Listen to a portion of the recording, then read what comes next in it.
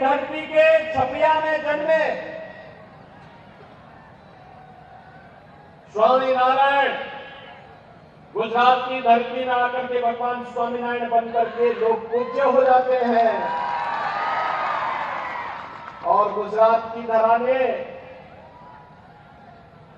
हर संकट के समय में देश को नेतृत्व दिया है। सामाजिक विकृति के आधार पर सामाजिक ताने बाने को छिन्न-भिन्न करने का प्रयास जब मुगल आक्रांताओं के द्वारा किया गया था, तब स्वामी दयानंद सरस्वती आए। देश की आजादी की लड़ाई में लोगों के मन में जब ये भाव पैदा हो रहा था कि लगता है कि देश अब आजाद नहीं हो पाएगा, तब गुजरात की धरती में राष्ट्रपिता महात्मा गांधी का प्रादुर्भाव होता है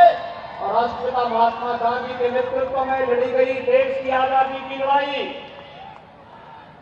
भारत को 15 अगस्त 1947 में स्वतंत्र करता है। ब्रिटिशर भारत को कई टुकड़ों में बांटना चाहते थे,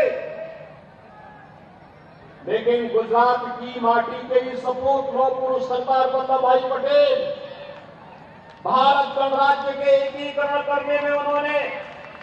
उस समय जिस दृढ़ इच्छा शक्ति और दूरदर्शिता का परिचय दिया, भाइयों बहनों, वह तो केवल जूनागढ़ के नवाब और हैदराबाद के निजाम के द्वारा सरदार साहब के सामने जिस प्रकार से घुटने टेके गए थे, उसी से समझ सकते हैं। ये दोनों पहले घुड़की दे रहे थे, ये कहते थे कि हम भारत गणराज्य में शामिल नहीं होंगे। सरदार साहब ने कहा था उस समय इन दोनों को, ये बातों से मानो कि ठीक है, नहीं तो दूसरा रास्ता भी मुझे बनवाने का आता है। और भाइयों बहनों, जूनागढ़ और हैदराबाद दोनों रियासतें भी भारतीय गणराज्य का हिस्सा बनी थी।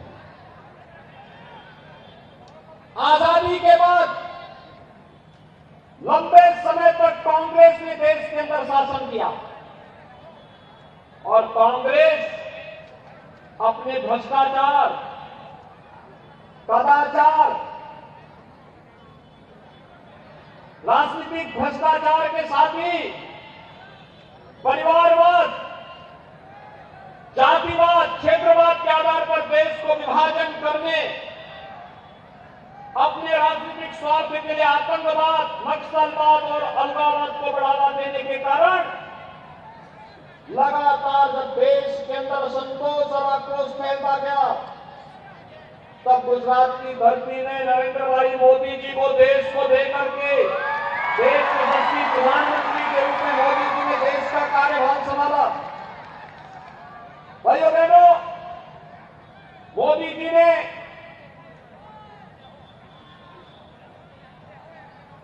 लगभग 12-13 वर्षों तक गुजरात का नेतृत्व किया।